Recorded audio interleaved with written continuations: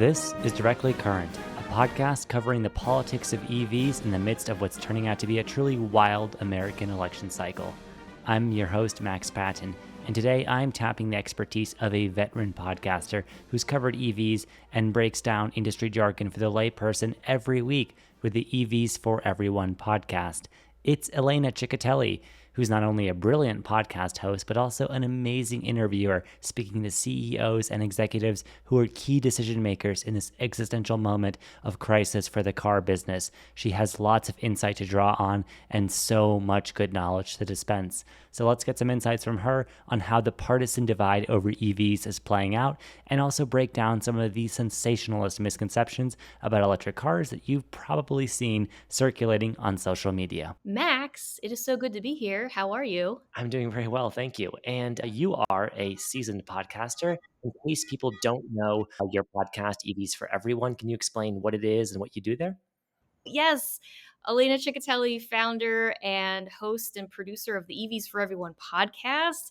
And it's a show where I bring together all different stakeholders within the electric vehicle ecosystem, everything from the OEMs to the dealers to charging infrastructure folks to media folks like yourself, Max. So it's a lot of different voices and a lot of different opinions. And my hope is that I can shine a light that's a little bit more human, a little bit more personable. We see headlines almost daily about the electric vehicle space, and I really love to get into the nitty-gritty and the conversations of folks that are actually making these decisions and what that actually looks like for the future of EV and the future of mobility. So again, I'm super happy to be here. I know I met Mike Murphy. He was on the show, oh my goodness, a while ago. And he actually, to this day, has the number one downloaded episode on EVs for Everyone because we talked about the political nature of electric vehicles. So shout out to Mike Murphy, still holding that number one spot. He'll be very happy to hear that. You have a lot of really cool guests on your show. One of the things I think that's really valuable about it is you hinted at this, right? There's so much jargon in the EV space, whether it's the chemistry and the battery nerds, we love you, or the business nerds, right? People who will talk about EBITDAs and stock prices and all that. And I think you really do a good job of breaking that down for the normal person. And so I really want to get into some EV myth busting, some EV explanations here. But you touched on another great topic. Let's hit this up front. The messaging on EVs, the growth story, what we see in the news is that it's sky on fire. No one's buying EVs seemingly in the US. What's going on Yeah, there? so we just recently partnered with Experian, which is super exciting, and they just released their State of the Union Automotive Finance Market Q2 report. So in that report, I think it's super important to again look at data from a very just qualitative and transparency standpoint. So EVs have reached 8% of new purchases and they're being leased at 46%, right? So now a lot of these EV drivers or EV considerers are looking at a lease because, hey, I want to actually experience, do I actually know if this is going to fit my lifestyle? And also, too, the technology is advancing relatively quickly. So, similar to some of the iPhone things that are happening, you don't necessarily want to buy out your phone right away for fear that there's going to be some advancement. And not to mention the fact that there's tons of really great EV lease deals to be had, right? So, I specifically talked about on an episode that's going to be live when this is probably also live. We had talked about the Toyota BZ4X and the Hyundai Ioniq 5, and those lease payments being so much lower than a loan payment, for example. So leasing makes sense from a dollars and cents point of view, right? Everybody is really looking at their finances. They're really looking at that monthly payment number and seeing if it's going to make sense for them. Just also to give another example, we're also starting to see a little bit of these vehicles come back into the used ecosystem, more of the pre-owned EVs. You can get really great deals on pre-owned EVs but we also need to make sure that we have that education readily available for consumers. So I'll give you a great example. There's actually a couple of used car dealers that specifically deal with electric vehicles, but there's one in particular that I'm actually going to go visit this week. They're close to Boston. They're called Eco Auto, and they are truly specializing in that education component for consumers, because Mm. it's okay, this is used. This is not like I look at the miles and then I make a determination of whether or not this is a good vehicle for me or not.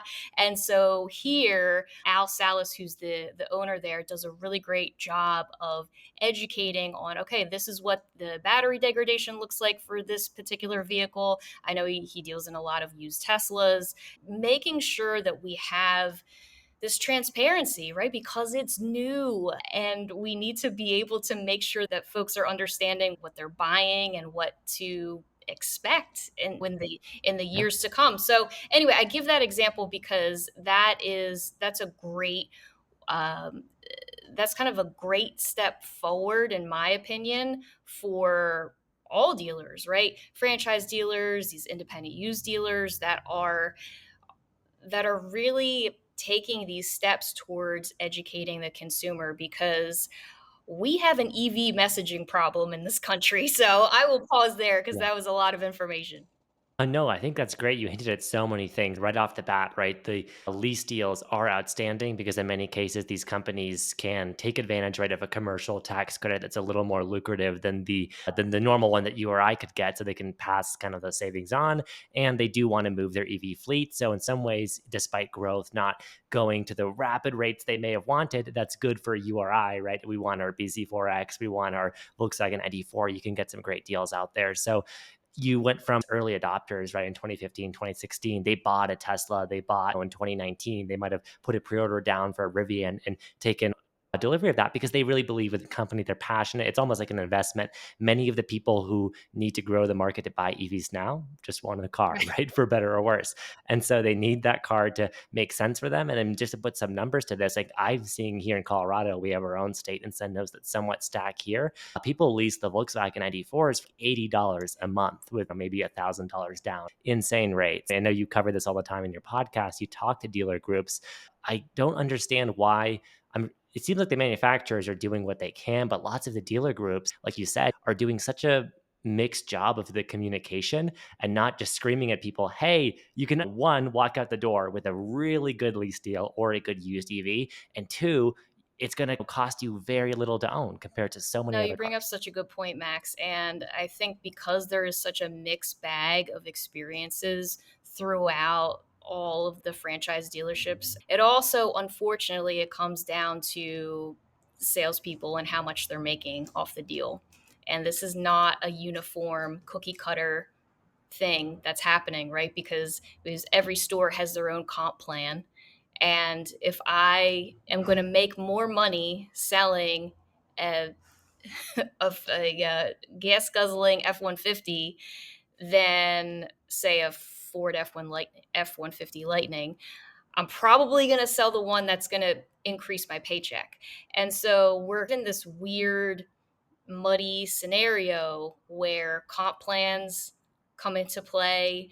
There's more work to be done, more questions to be answered, and it's almost like all this work is front loaded onto the sales staff, and you have to be really committed to it. And so I'll give another example of a dealership that doesn't really fall into this bucket, because they are one price, which means that there's like no haggle. Salespeople don't get incentivized on actually the MSRP of the vehicle.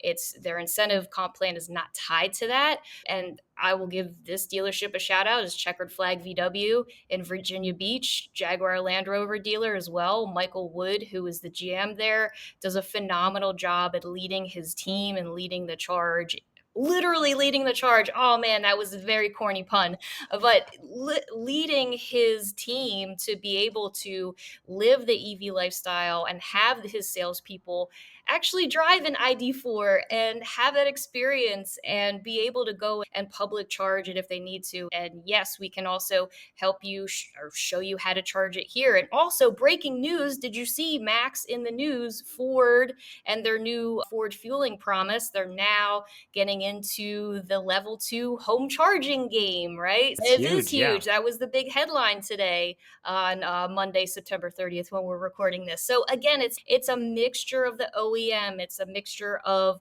what the general manager at the store level is doing, because let's be real, that's where you go to buy a car, and that's where you go to connect that last mile, maybe all the research that you've done online, connecting the dots to that, literally that last mile to that vehicle delivery.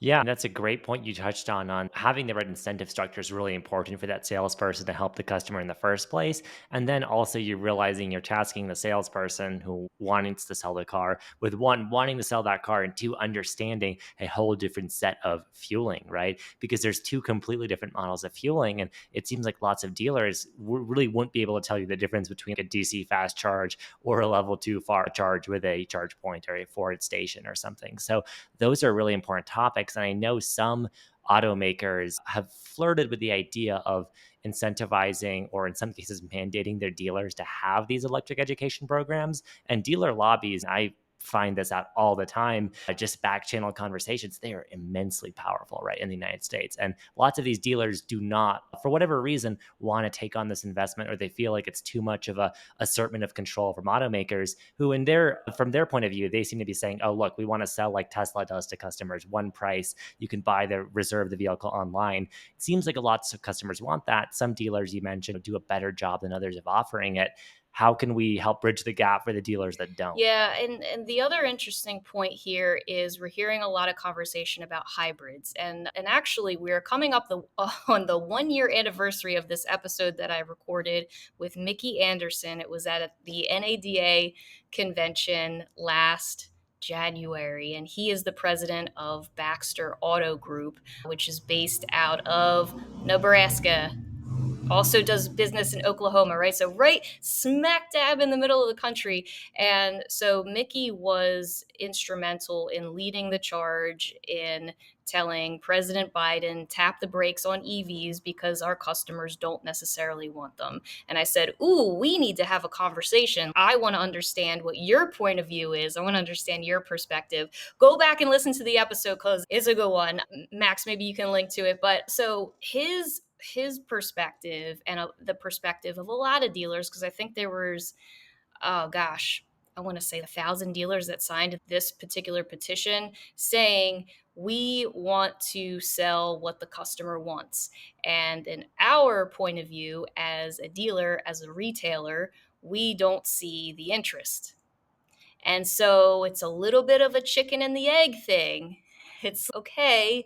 Maybe we're not seeing the interest. Maybe people are a little bit more drawn towards the hybrid because of all of the different so-called barriers that they have in their mind. They haven't really experienced this alternative fuel, which is electricity. And it brings up an interesting question, because when you get down to it, dealers are like, I will sell a golf cart if it's profitable and people want it. I don't care. So we gotta also, again, this was in the Mike Murphy episode that we did a while ago. We got to get off like the climate stuff. That is not that's not how we're going to sell vehicles. Like, we got to get on to the, is it creating American jobs? Yes, it is. Is it affordable? Yes, more new model entrants are making it more affordable. We just talked about leasing. We just talked about like these insane used car prices. So yes, it's getting there. It's getting there, right? So we're in inning 2 of this baseball game that's probably going to go into overtime. Yeah, that's a great analogy. And we'll definitely link that episode because that is worthwhile listening for anyone who can click on that. Please do. It will be all in the descriptions and show notes. But yeah, on the note of that analogy, I'm thinking of, I think recently the CEO of Rivian, RJ Scaringe, was saying, obviously he would be biased in favor of full electrification, but he said He's convinced that 100% of personal transport will be electric at some point. It's just a matter of we don't appreciate at the moment how early we are in this transition, which sounds to some, I know, early adopters and some people ridiculous. Oh, what do you mean? There's been full electric vehicles on the market in the US for at least like a decade and a half. That, in the grand scheme of the auto industry, isn't a lot of time. And we've seen, I think it's what, 11%, something like that. You might have some other some numbers on this too, but at least greater than 10% of new car sales are electric, coming from zero over a decade ago. They're here for the EV haters, unfortunately. They are here to stay and they're growing. They're just not growing at these ridiculous rates that I think some companies, especially in the wake of the very strange COVID chip shortage auto industry moment, projected, where this demand would just balloon insatiably. And now we're hitting, like you said, some of that more skeptical crowd who at the moment is leaning towards hybrids. And so you have companies who have been, I think rightfully so, criticized for being really slow on EVs, like Toyota, being very happy right now because their dealers for the moment are doing really well. Yeah, and again, talking about the auto retailer, right? We're heading into an environment where we're no longer seeing these record profits. And again, shout out to dealers. Like they had to deal with the CDK outage this summer. That was a dumpster fire. Oh, the Yes, cybersecurity, the big computer right, thing. Yeah. exactly. Like Labor Yeah. Day weekend was on like a weird calendar day, so sales in September weren't as great. So Yeah. again, we're like being hit with all of these, I guess, like uncontrollable things, right? And we're just like, okay, let's throw more things at you. What else can you handle? So again, I go back to the example of that checkered flag store in Virginia Beach. What are you doing Yeah. today to future proof your store? And it's, yes, we've heard news of electrification plans being pulled back. We aren't going to have the 3-row SUV for Ford. Okay, that's fine. But we're still like, there's a ton of Mach-E's out there that need to get sold. Yeah. Move these vehicles off the lot. And so, again, there's only so much that the OEM and the dealer can discount these products to make Hmm. them even more attractive. But the other side of the coin, too, is you want to look at if I have this Mach-E and it has 0 miles on it, meaning no one in the store has driven this vehicle, no one has even taken it out for a test drive, then let's start looking at those things. Let's look at Yeah. what are some ways we can get these Yeah. vehicles out there and into the hands of people, and maybe perhaps a loaner program too. Yeah, no, the experience angle absolutely, I think, needs to be there for the staff. On the product end of things, you mentioned earlier that many dealers, like a Ford dealer, for instance, it might be more incentivized to sell a gas F 150 or something that's a highly profitable item that's a known commodity. Consumers absolutely want it, whereas lightning demand is maybe more uneven, right, for the electric model. Then you have, I feel like, a group like Hyundai and Kia and Genesis, right, that umbrella of brands where from South Korea, where they have, for the first time in their history with the electric offerings, arguably the most competitive offerings in a lot of market segments. You mentioned the 3-row SUV, right? They're offering that with the Kia EV9. So they have all of this opportunity. It seems like those dealers, from my experience, lots of their network is just seizing on basically capturing new territory because they have the opportunity right now to Yeah, do and it. had a really great conversation with James Bell from Kia. He's corporate communications, and he was saying we are just all in on this new battery infrastructure, right? We're again, to use that buzzword, future proofing. We're literally future proofing our vehicles so that we can make sure that whatever charging technology comes down the line, we're ready to implement. We are not putting ourselves in a position where we need to take a step back or pause. Or so he was saying it's a not a sexy marketing message, which was, hey, we have the best battery infrastructure tech out there. But he said no, like when we met with Kia over in Korea, I was saying like this is the message that you really need to drive home. So Yeah.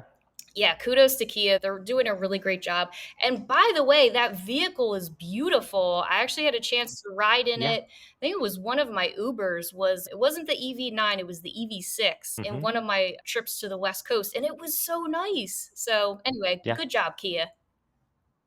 Yeah, no, fantastic. And you said it, it's obviously not sexy to say we have an 800 Right. volt battery architecture. We can charge super quickly. That is really good news for the consumers. But I think the genius move on their end has been in an era where Teslas and lots of crossovers do look similar. Their designs are striking. Like you said, that EV6 and the EV9, maybe they're lean towards polarizing or divisive, but they're at least making a statement and they really are expanding that brand. I see so many people now who look at Kias in a totally different way. And I think that's a really good thing, a smart move that they've made with the opportunity of For electrification. sure. Yeah, it was I think James described it as we were the brand where it was like the used car and the Kia was And the synonymous. hamsters with the Kia Soul, Right. right? The marketing campaign from the Ex 2010s. Yeah. exactly, exactly. So, yeah, they definitely upped their game.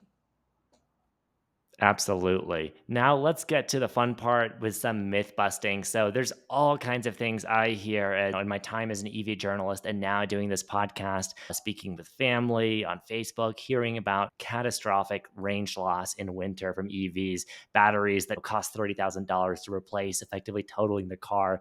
I know you've covered a few like of these on your show. Do you have any like pet issues that come up with lots of would be maybe EV consumers or they get circulated to you that you just need to seize on? Because for me, I have so many, but I'm just curious in your experience what you've come Yeah, I across. actually have a troll on my LinkedIn page, and anytime shout out to all the trolls out there that like to just, like, post comments. You're increasing my engagement, so that's fine, but Keep on doing it. Yeah. so, oh, a lot of YouTubers, a lot of actually Instagrammers and YouTubers are propagating this idea of tons and tons of EV fires that are happening with batteries. And yes, Mm. there have been instances of fires. And yes, fire safety is a huge deal. So I don't want folks to think that this is something that should be glossed over. In fact, I'm actually going to be emceeing the EV Service Ops and After Sales Summit in October, and we are going to have the fire marshal from the city of Detroit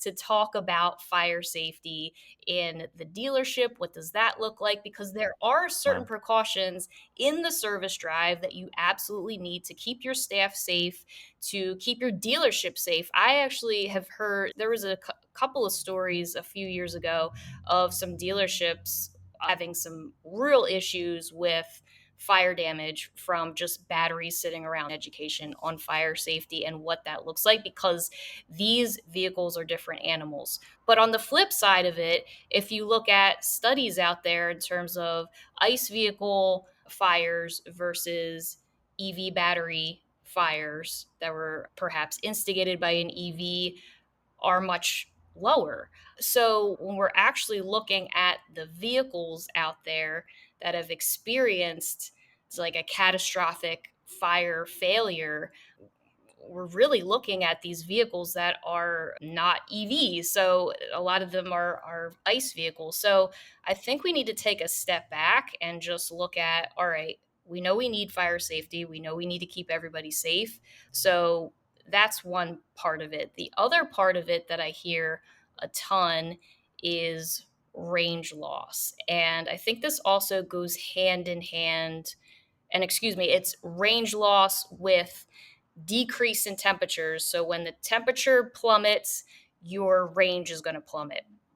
So I also want to preface this by saying Recurrent, which is a really phenomenal battery analytics platform, they do a really great job of myth busting. Scott Case has been on the show a ton of times, and they have really phenomenal information on their website. So go check that out if you're not already familiar with Recurrent. But the big thing here is that, yes, you're going to see some decrease in range. And I think the average is like 30% in freezing temperatures. And the other piece of it to keep in mind is that make and model, like things are different between make and model. And the other piece of it is that range loss is temporary. So, again, based on how you're using your vehicle, are you like taking the time to quote unquote warm it up while it's still plugged in to keep the cabin warm? Are you doing these things to help you overcome some of these obstacles? That's my question, right? Because otherwise Yeah. you're just like jumping to these conclusions and saying, "Oh my gosh, look, this range has completely dropped off the map." I would also want to let people know that the biggest thing that I've heard in when we go back to extreme temperatures is what's going to really impact the degradation of my battery, right?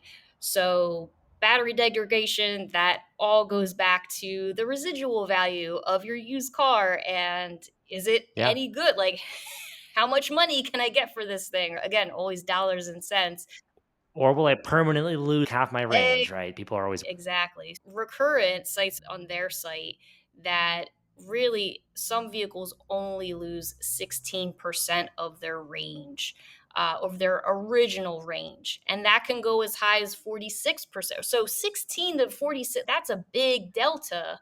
yeah. Again, it does happen, but I also think that depending upon where you are in the geography, right? If you're in North Yeah. Dakota, if you're like way up north there in Well, Maine, right? yeah. I'm sure you would take these precautions like you would for an ICE vehicle, right? So a lot of Yeah. times it's common sense, right?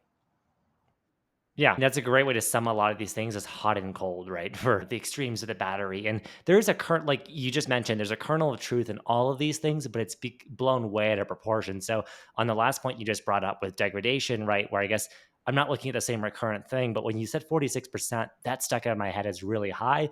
And I'm guessing there's one or two models that are responsible for that, maybe the Nissan Leaf, right? Because early EVs had very primitive battery thermal management systems. And so that's where some of these stories started. I have seen Teslas with 300, 400,000 miles, and they've had maybe more suspension work and stuff, but like the original battery body of the vehicle still maybe has 80% of its battery. So I think the common story I see, and it's not a rule of thumb necessarily, but 15% loss after 200,000 miles, very common. A lot of the battery warranties are 100,000 miles. So lifetime of the vehicle easily, I think most scientists even are surprised at seeing how well most batteries, when properly managed, have held up in vehicles, easily the lifetime of the car. Sometimes I'm hearing stories where energy companies will want to repurpose them. The vehicle is trashed after maybe 300,000 miles, but they can still use the battery with 70% capacity, maybe for the grid, where it doesn't need to be fully charged and discharged like it does in a car. So that, yeah, blown way out of proportion. The cold ones, like you said, it's real, right? 30%, it's not inconceivable. I think I drove a Polestar too. I probably lose a little bit of range in winter. And that hurts less and less on these newer EVs with more range. And like you said, there are these procedures depending on the car you drive where you can plug it in and pre-warm the battery. And that varies make by make. And some manufacturers, I feel like, do a better job of educating their customers on that. And I guess that's a role that dealers can also play. And then you said this, right? ICE vehicles, you got to take care of those too. Similarly, I think you'll get less MPG in most gas cars when it's really cold because they have to make extra heat too. So EVs have a little more range loss in winter, but more and more efficient ones with more range are coming out. And so to me, that's becoming more and more of a non issue. The flash issue you brought up, the fires, is so interesting because I heard like in South Korea, this just boiled over, pun intended, recently because I think it was like a Mercedes EQS or something in a parking garage caught fire. And it was catastrophic. Obviously, these EV fires, once they start because of the runway reactions and all the chemistry, they can be really bad. And that caused a lot of paranoia over this. From what I understand, a lot of these are really freak incidents. It's not to say they can't happen. Like you said, it's best that fire departments, dealers who are going to store lots of these vehicles be prepared. But the relative incidents, like the common percent of these occurrences, seems to be a lot lower than gas cars seem to catch on fire. Yeah, absolutely. And again, it goes back to that education component because we are dealing with a different fuel type and it's these two things are not like the other. We Yeah. have to just, again, it's painful in these first couple of innings because no one likes change. Change is hard. But again, this is the direction that mobility is heading. Sorry about your luck. Yeah, hopefully insurance takes care of people in these cases and the technology is getting better. Less and less of this is going to happen. Freak accidents will always happen in our world, but generally, this is in many ways a new breed. And that's why we need podcasts like EVs for Everyone to help educate us all on what we do with our EVs. And again, I do want to restate, if you don't listen to Elena and I and folks like us about how to exactly care for your EV and keep it at 80% and no more, you're still going to be fine.